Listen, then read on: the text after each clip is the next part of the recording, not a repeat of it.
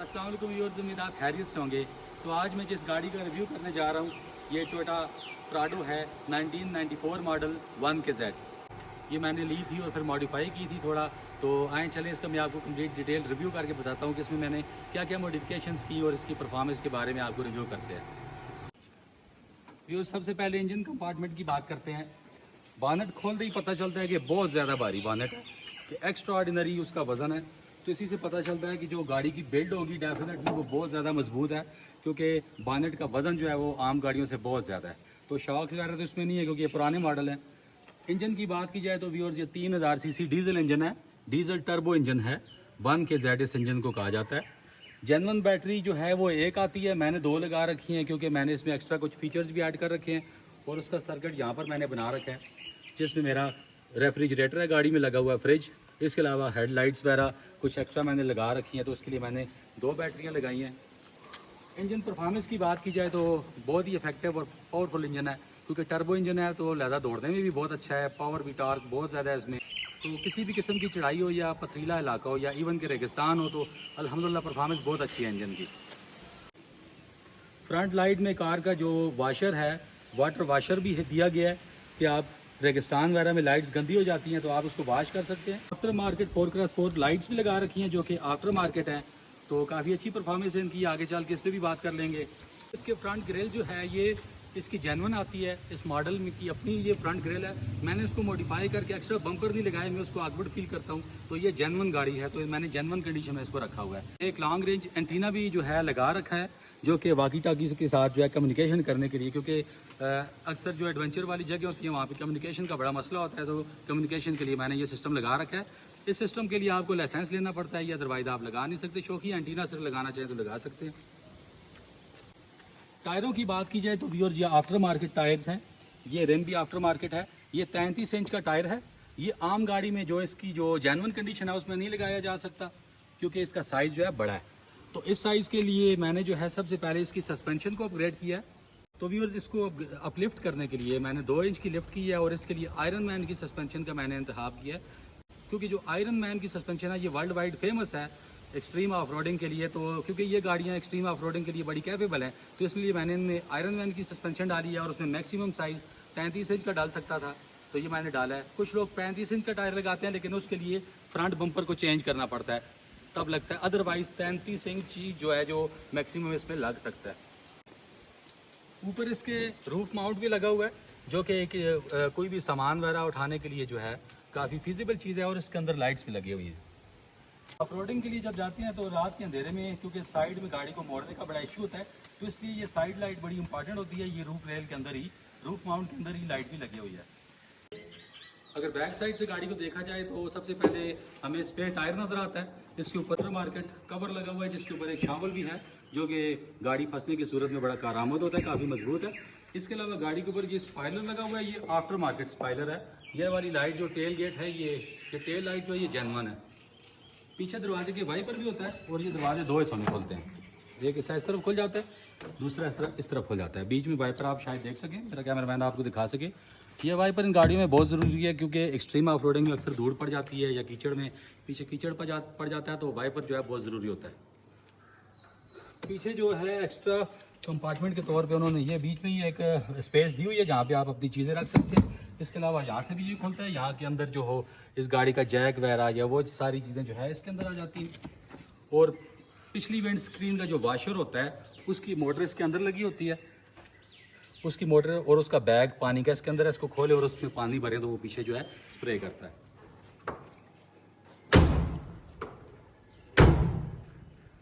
जो roof rack की बात की जाए तो रूफ रैक में रिवर्स लाइट भी लगी हुई है, क्योंकि एक्सट्रीम ऑफ रोडिंग में रिवर्स करते हुए बड़ा इशू होता है। गाड़ी की कंफर्ट लेवल की बात की जाए तो जो इसके ओरिजिनल शॉक्स होते हैं, जेन्युइन शॉक्स, उनमें स्पोर्ट्स और कंफर्ट का फंक्शन होता है। उसके लिए ये बटन लगा हुआ है, ये बटन दबाते ही जो है कंफर्ट या स्पोर्ट मोड किया जा सकता है। लेकिन मैंने क्योंकि इसमें आफ्टर मार्केट शॉक्स डाले हुए हैं आयरन मैन के, तो ये फंक्शन इसका बाईपास हो चुका है। तो आयरन मैन के शॉक्स की मैं अगर बात करूं कंफर्ट की, तो बहुत अच्छी कंफर्ट लेवल है। गाड़ी बड़ी स्मूथ हो जाती है, ऑफ रोडिंग में भी बड़ी अच्छी चलती है, और प्लेन रोड पे भी ज़्यादा अच्छी चलती है।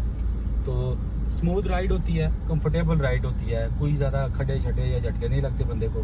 और प्लस गाड़ी को लिफ्ट मिल जाती है, तो गाड़ी का जो एक फील होती है चलाने की, बड़ी जेनरस किस्म की और बड़ी एग्रेसिव किस्म की जो फील है वो आ जाती है। इंजन की बात की जाए तो क्योंकि 3000 सीसी डीजल इंजन है, तो उसके अंदर बड़ा अच्छा टार्क है। वो किसी भी बड़ी से बड़ी चढ़ाई पे भी जा सकता है, रेगिस्तान में भी जा सकता है, कहीं भी गाड़ी का ये महसूस नहीं होता कि ये अंडर पावर गाड़ी है। अलबत्ता व्यूअर्स, इसी में जो 2.4 लीटर वाला इंजन है, जैसे 2L इंजन कहते हैं, वो इंजन बड़ा ही स्लो एंड स्लगिश होता है और बहुत अंडर पावर इंजन होता है। जैसे नई प्राडो में 2700 सीसी प्राडो का इंजन बड़ा अंडर पावर होता है, इसी तरह इस मॉडल में 2.4 लीटर डीजल इंजन जो है वो बहुत अंडर पावर इंजन है।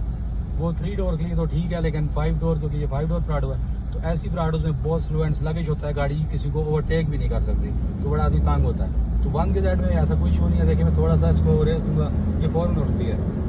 अगर ये स्पोर्ट्स कार नहीं है कि स्पोर्ट्स कार की तरफ आगे, लेकिन वो सफिशिएंट है कि किसी को ओवरटेक करना होगा। अच्छी खासी पावर है कि पिक बहुत अच्छी होती है। व्यूअर्स, अगर गियर की बात की जाए तो इसकी बनावट माशाल्लाह बहुत ही अच्छी है।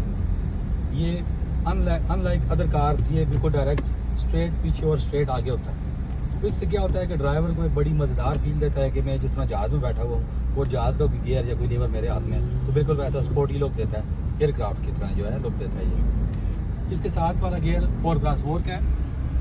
4x4 लगाने के लिए गाड़ी को खड़ा करके न्यूट्रल करना पड़ता है, फिर 4x4 लगता है और साइड में उसके बटन भी है। वो मैंने आपको पिछली वीडियो में बताया 4x4 लगाने का तरीका। इसके अलावा व्यूअर्स, इसमें हीटेड सीट्स भी हैं, हीटेड सीट्स हैं। फ्रंट पे जो एसी है, अगर एसी की बात की जाए तो एसी मैनुअल बटन से है। एसी की परफॉर्मेंस की बात की जाए तो अच्छा चिल एसी है, फ़ौरन ठंडा कर देता है। लॉन्ग रूट्स पे भी बड़ा चिल रखता है और शहर के अंदर भी बड़ी अच्छी परफॉर्मेंस है, क्योंकि हैवी गाड़ी है इनका। लेकिन इसमें डुअल एसी नहीं है, पुराने मॉडल हैं, और पीछे भी इसकी फेंस नहीं है। फेंस इसकी सिर्फ आगे ही है, लेकिन बड़ो अच्छा खास है कि पीछे वाला पैसेंजर भी तंग नहीं होता, उस तक ठंडक पहुंचती है। आल्दो की उतनी ज़्यादा नहीं पहुंचती जितनी नए मॉडल्स में पहुंचती है, क्योंकि फेंस ना होने की जो कमी है वो ज़रूर रहती है। तो आगे वाले पैसेंजर तो बहुत चिल हो जाते हैं, लेकिन पिछले वाले जो है वो थोड़ा सा अनकम्फर्ट फील कर सकते हैं। ये जो मीटर लगा हुआ है ये आफ्टर मार्केट है। ऊपर वाला जो है ट्रांसमिशन का टेम्परेचर बताता है और नीचे वाला गाड़ी के अंदर के रूम का टेम्परेचर बताता है। क्योंकि इस वक्त एसी चल रहा है तो रूम ठंडा है, इसलिए 17 और ट्रांसमिशन 56। ये 56-57 ही रहती है नॉर्मली, जब तक गाड़ी बहुत ज़्यादा कोई एक्सट्रीम ऑफ रोडिंग में ना जाए, बहुत गर्म ना हो, थोड़ा सा ज़्यादा ना हो, अदरवाइज ये इतना ही नॉर्मली रहता है। क्योंकि आफ्टर मार्केट है, इसका कोई स्टैंडर्ड तो है नहीं है कि मैं आपको बता सकूँ कि कितने पे ठंडा है कितने में ज़्यादा है। इंजन की परफॉर्मेंस को बता रहा है कि इंजन का टेम्परेचर नॉर्मल कंडीशन में जहाँ पर मैंने उसकी प्लेसमेंट की है उसके सेंसर की, उस पर ये 85 डिग्री से इसका नॉर्मल है।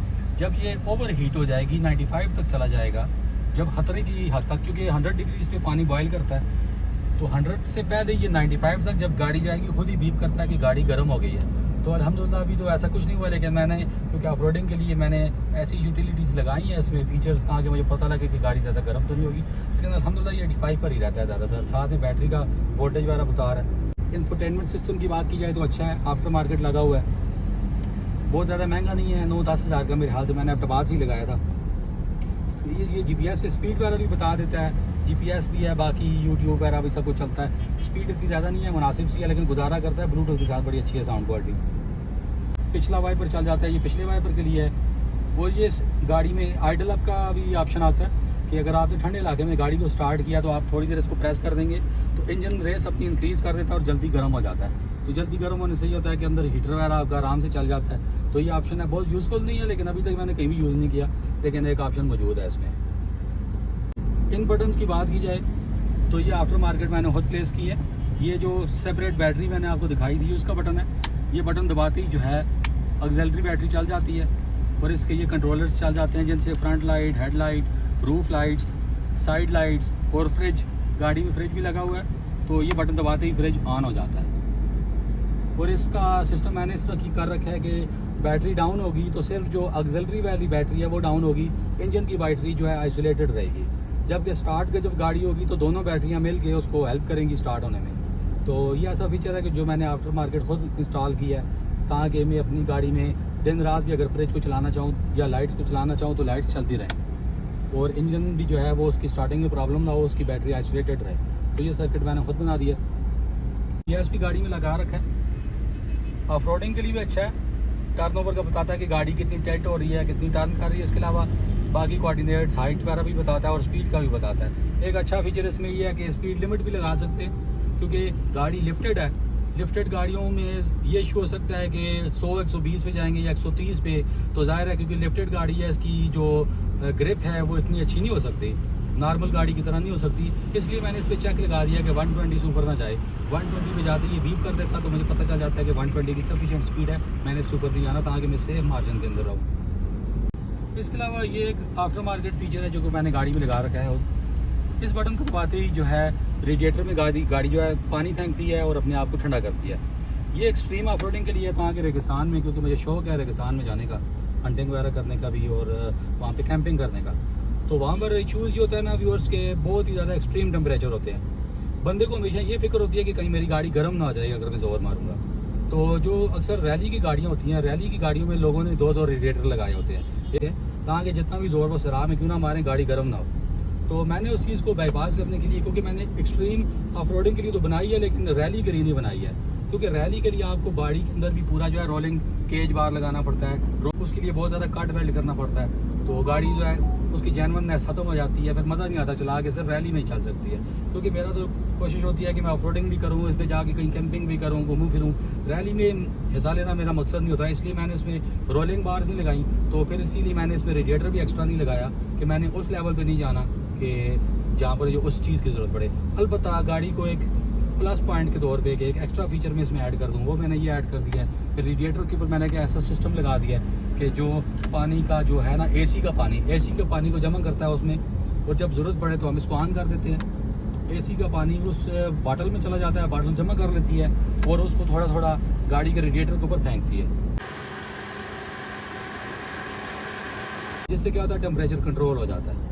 तो एक्सट्रीम ऑफ रोडिंग में भी जितना जोर मारते रहे, हम इसको ऑन कर देते हैं, ये चंद सेकंड बाद खुद पानी फेंकता है, फिर ऑटोमेटिक खुद बंद कर देता है। तो इससे गाड़ी जो है ठंडी रहती है, प्लस इससे एसी की परफॉर्मेंस भी जो है रेगिस्तान में बहुत ज़्यादा अच्छी हो जाती है। आज तो अभी तक ज़रूरत कभी नहीं पड़ी, गाड़ी गर्म भी कभी नहीं हुई, एसी भी कभी ऐसा काम नहीं छोड़ा, लेकिन एक as a plus point, extra point, additional feature मैंने जो है इसमें लगा दिया। स्टीयरिंग की बात की जाए तो टेलीस्कोपिक नहीं है, अलबत्ता ऊपर नीचे होता है, अपनी कंफर्ट के मुताबिक आप इसे एडजस्ट कर सकते हैं। रोड प्रेजेंस की बात की जाए तो माशाल्लाह रोड प्रेजेंस इस गाड़ी की बेहतरीन है, आउट क्लास। अपनी कीमत के अतबार से इस गाड़ी की रोड प्रेजेंस बहुत ज़्यादा है। गाड़ी रोड पे चलते हुए जो है मुनासिब फील देती है, अच्छी लुक्स देती है, प्लस जो गाड़ी हर किस्म की गाड़ी इसको हरन नहीं देती है। जैसे आमतौर पर हमने देखा है, अगर आप किसी में थोड़ी मम्मी डैडी गाड़ी में बैठ जाएँ, आगे पीछे वाले आपको हरन देते रहते हैं, लाइटें देते रहते हैं, क्योंकि हमारी कौम में थोड़ा सा जो है रोड सेंस का फुकदान है, क्योंकि हमारे लोग जो है ड्राइविंग स्कूल से सीख के नहीं आते और ड्राइविंग स्कूल भी जो इतने म्यारी नहीं है, तो इसलिए वो लाइटें देना, हॉर्न देना वो अपना फ़र्ज़ समझते हैं और रॉन्ग साइड से आना। तो ऐसी गाड़ियाँ भी जो होती हैं, जो शौकीन अफराद रखते हैं, उनका एक मकसद ये भी होता है कि ऐसी गाड़ियाँ दूसरी गाड़ियों को रिपेल करती हैं। रिपेल, इनके अंदर एक रिपेलिंग फंक्शन होता है जो कि नेचुरल होता है। अनलाइक जो थोड़ी सी एडवांस मम्मी डैडी कार्स होती हैं, वो सारी चीज़ों को अट्रैक्ट करती है कि हर आने वाला उनको हॉर्न देता है, हर आने वाला उनको रॉन्ग साइड से ओवरटेक करता है। तो अनलाइक दोस्त कार्स, इन गाड़ियों की रोड प्रेजेंस माशाल्लाह बहुत अच्छी होती है। तो हर गाड़ी से जो है रिपेल होती है, वो खुद ही साइड हो जाती है। ज़्यादा आपको हॉर्न देने की या लाइटें देने की किसी को ज़रूरत नहीं पड़ती, और ओवरटेक भी ज़्यादा लोग नहीं करते, खुद सोच समझ के जब ज़रूरत होती है तो तभी करते हैं। वैसे हम इन गाड़ी में आपको कोई तंग नहीं करता। एक चीज़ जो मुझे इस गाड़ी में भी काफ़ी बुरी लगती है कि इसका भी जो आर्म रेस्ट है वो बहुत नीचे है, इस पर बाजू रखने के लिए नहीं है, सिर्फ एक कंसोल है चीज़ें रखने के लिए, जबकि ये आर्म रेस्ट होना चाहिए था। तो इसके लिए मैंने क्या किया कि इसको इस मसले को हल करने के लिए मैनुअली ये गद्दी बनवा दी है। ये अफ्ताबाद से ही मैंने बनवाई है। ऊपर लेदर भी सीटों के जो लेदर है उसके साथ मैचिंग कर दिया है, तो अल्हम्दुलिल्लाह मैं बड़ा कंफर्टेबली इसके ऊपर बाजू रखता हूँ। स्टीयरिंग के ऊपर भी बाजू आराम से आ जाता है, और जब मैं कंफर्ट के लिए साइड पे रखूँ तो यूँ चला के बड़ा मज़ा आता है कि बड़ा खुला डोला होकर बैठता है आदमी। फ्यूल इकॉनमी की बात की जाए तो वो इतनी अच्छी नहीं होती इन गाड़ियों की, क्योंकि ये 1 GZ इंजन जो है परफॉर्मेंस पे तो बहुत अच्छे हैं, लेकिन एवरेज इनकी कम होती है। तो फ्यूल जो ज़्यादातर जो लोग इन गाड़ियों के शौकीन होते हैं, उनको फ्यूल एवरेज से जो है कुछ ज़्यादा सरोकार नहीं होता है। इवन के बहुत सारे लोगों को पता भी नहीं होता कि इसकी एवरेज क्या है, क्योंकि जो लोग एवरेज का सोचते हैं वो ये गाड़ियाँ नहीं रख सकते, उनके लिए छोटी गाड़ियाँ होती हैं। डेफिनेटली ये बड़ी गाड़ियाँ हैं, या जब इतनी बड़ी गाड़ी आप रोड पे चलाते हैं, इतना हैवी टार्क है उसमें, पावर है उसके, इतने बड़े टायर हैं उसकी, इतना बड़ा बॉडी है उसमें, वजन है, तो फ्यूल एवरेज क्या होती है वो पूर हो जाती है। तो शहर के अंदर ये 5 की देती है। अफ्ताबाद शहर कंजस्टेड शहर है, आप बाहर ट्रैफिक देख सकते हैं, बहुत ज़्यादा ट्रैफिक है। तो यहाँ पर अफ्ताबाद शहर में 5 की एवरेज देती है। लॉन्ग रूट पे जाएँ तो 7 से 8 की एवरेज देती है। ब्रेक की बात की जाए तो नॉन ABS गाड़ियाँ हैं ये, क्योंकि पुरानी टेक्नोलॉजी है, इनमें ABS नहीं होता। इसमें आपने खुद ही कंट्रोल करना है गाड़ी को और खुद ही देखना है कि कैसे मैंने जाम होने से बचाना है गाड़ी को। आज तो सारा दिन इस बेचारी को जो है ना नचाते रहे रेगिस्तान में, तो अभी नीचे से देखनी पड़ेगी कि कहाँ कहाँ से लगी है। तो चले मुआयना करते हैं। चलो जी कैमरामैन नीचे लगाओ, सारी सही है ना? माशाल्लाह टूटा छूटा तो कुछ नहीं है नीचे से? नहीं नहीं सही है, बाटी है अल्लाह के फजल से, बाटी है इंशाल्लाह, कुछ नहीं होता। चलो